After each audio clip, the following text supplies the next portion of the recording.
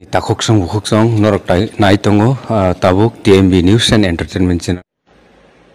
গতকালকে আমাদের রাজ্যসভার সাংসদ বিপ্লব কুমার দার একটা সাংবাদিক সম্মেলন দেখে আমার খুব অবাক আশ্চর্য হলাম।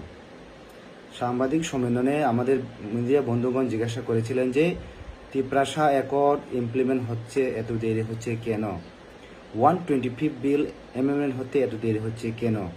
ওর প্রশ্নের উত্তরে আমাদের দাদা সাংসদ এমপি কি দিয়েছেন উত্তর আপনারা হয়তো শুনেছেন। ত্রিপ্রাসা অ্যাকর্ড নাকি আর্টিকেল 25 সিলেকশন কমিটিতে চলে গেছে। আমার প্রশ্ন দাদার কাছে, আর্টিকেল 25 আর ত্রিপ্রাসা অ্যাকর্ডের মধ্যে লিঙ্ক কি? কোথায় লিঙ্ক? কি লিঙ্ক? যতটুকু আমি জানি আমাদের ত্রিপ্রাসা অ্যাকর্ডের মধ্যে land rights, political rights, social, culture, economy, history এইসব রাইটসগুলো নিয়ে আমাদের ত্রিপ্রাসা অ্যাকর্ড। তো যেহেতু আমি জানি যে আর্টিকেল 25 হচ্ছে right two freedom of religion, means আমরা যদি ইন্ডিয়ান হয় বা ভারতের নাগরিক হয়, আমরা যে কোনো রিলিজিয়ন বা যে কোনো ধর্ম আমরা নিতে পারি বা করতে পারি, এর জন্য কোনো বাধা বিপত্তি নেই। শুনে অবাক লাগলাম। একজন রাজ্যসভার সাংসদ এমপি বিপ্লব দা আর্টিকেল 25 সম্বন্ধেই জানে না। আর্টিকেল 25 সম্বন্ধে জানে না। আর্টিকেল 25 কি? খুব লজ্জার ব্যাপার, খুব লজ্জার ব্যাপার।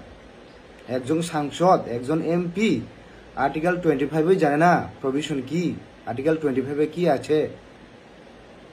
বড় বড় কথা।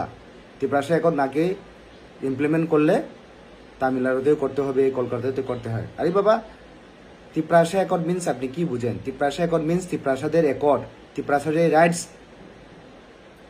রাইটস নিয়ে যে অ্যাকর্ড, এটাকে বলে ত্রিপ্রাসা অ্যাকর্ড।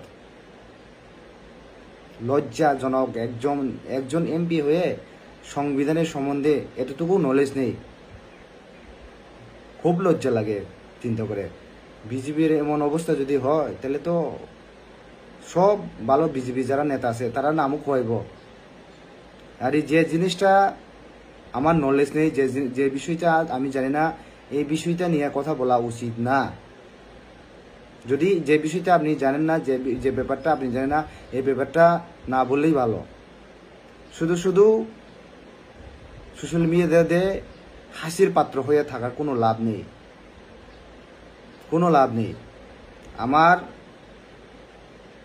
রিকোয়েস্ট বিপ্লবদার কাছে, আপনি একজন টিউশনি লোন ভালো একটা লয়ার চায়া, এই লয়ারের কাছে আর্টিকেল 1 থেকে আর্টিকেল 395 অবধি কি হয় আপনি এটা শিখে নুন, শেখা দরকার। আপনি একজন সাংসদ, একজন প্রাক্তন মুখ্যমন্ত্রী,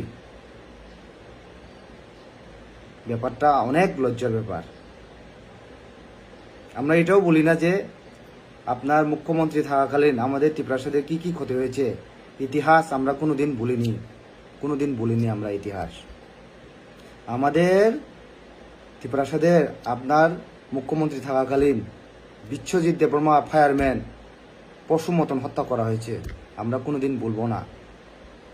সে সময় যখন মুভমেন্ট হয়েছে মাধববাড়িতে আপনি গুলি করেছেন, ইতিহাস কোনোদিন ভুলবো না আমরা, মনে রাখুন, ভুলবো না।